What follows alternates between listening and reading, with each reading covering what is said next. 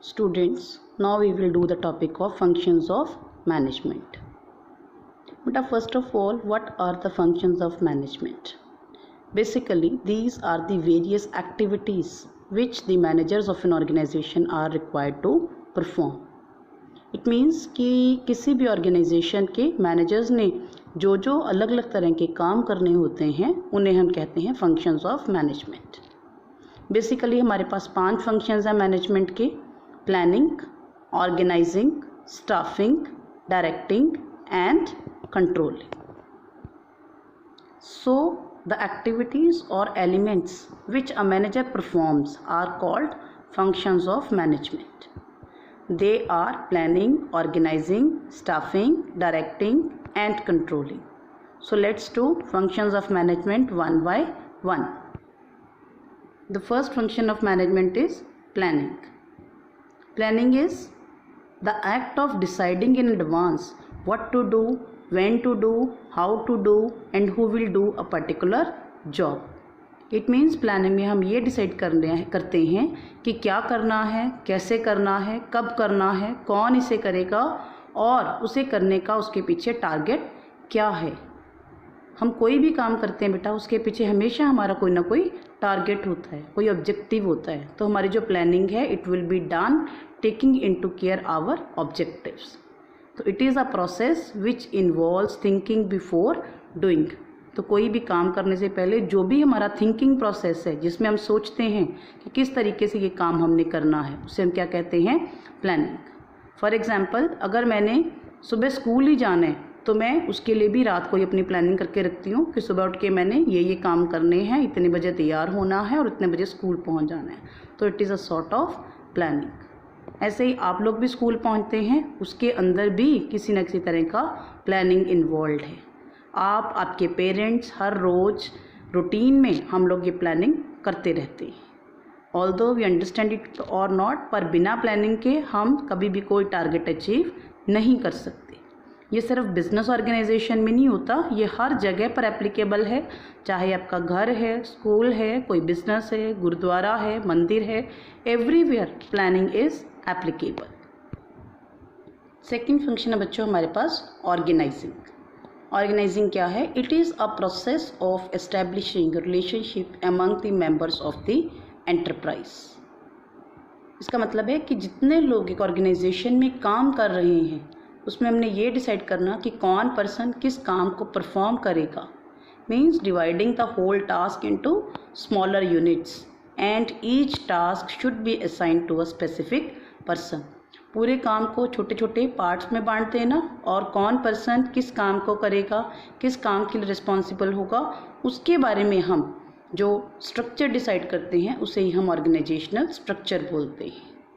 ठीक, उससे हम क्या करते हैं कि जितने मेरे मेंबर्स, जितने लोग मेरे ऑर्गेनाइजेशन में काम कर रहे हैं उन सब में आपस में एक तरीके का रिलेशनशिप क्रिएट होता है.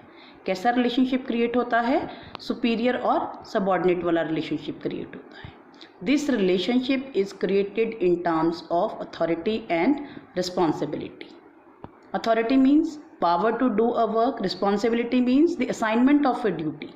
किसी को जब हम कोई काम देते हैं, कोई रिस्पॉन्सिबिलिटी देते हैं, उस काम को करने के लिए उसे नेसेसरी अथॉरिटी भी दी जाती है. ठीक है, ये इसलिए ज़रूरी है ताकि वो पर्सन टाइम से उस वर्क को एकम्प्लिश कर पाए, कंप्लीट कर पाए. इसी के बेसिस पर हमारा ऑर्गेनाइजेशनल स्ट्रक्चर डिसाइड होता है.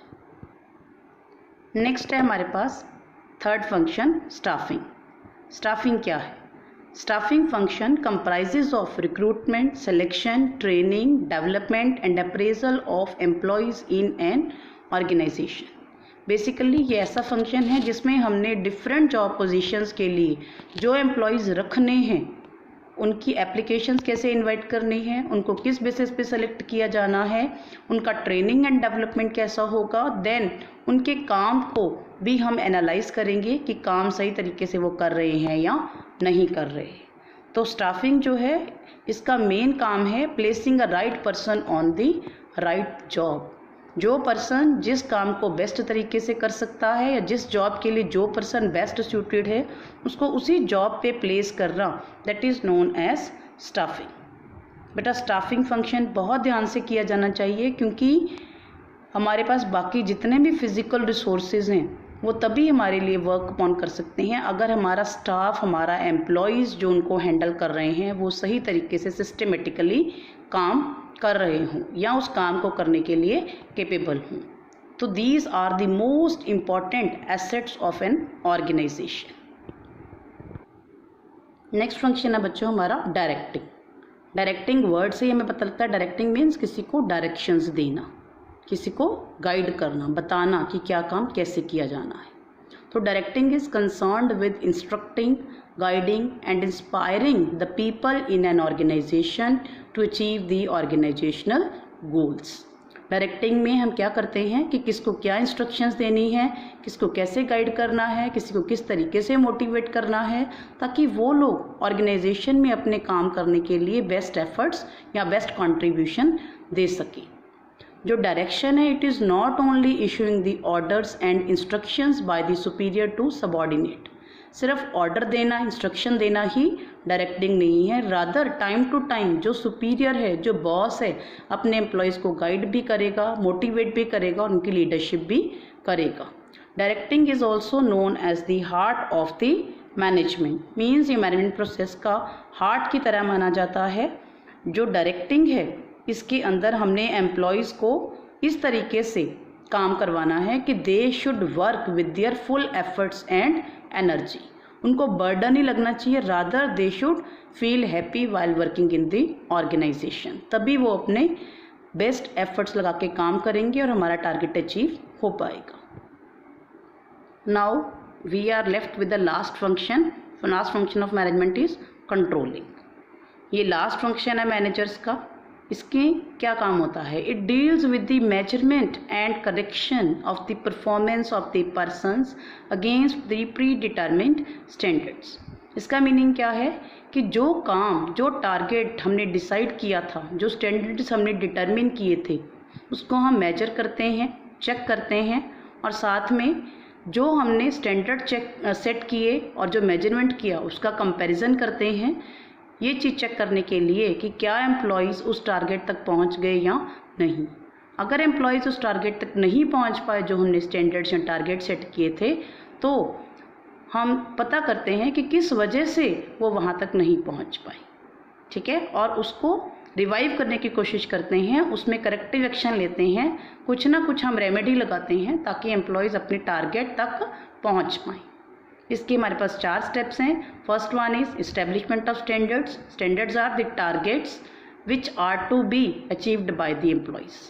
Second one is measurement of performance. इसमें हम एम्प्लॉयज़ की परफॉर्मेंस को मेजर करते हैं, उनको न्यूमेरिकल टर्म्स में एक्सप्रेस करते हैं। Third one is comparing actual performance with the standards. फिर हम कंपेयर करते हैं जो हमारी एक्चुअल परफॉर्मेंस है उसको स्टैंडर्ड के साथ, और ये चेक करते हैं कि क्या जितने हमने टारगेट सेट किया था उतना ही एम्प्लॉयज़ ने पूरा कर लिया या नहीं। अगर तो पूरा कर लिया देन वेल एंड गुड, और अगर वो नहीं कर पाए then we take some corrective action. हम कुछ ना कुछ रेमेडियल एक्शन लेंगे जिससे कि हम उनकी परफॉर्मेंस को स्टैंडर्ड तक लेके आ सकें। So that's all about the functions of management.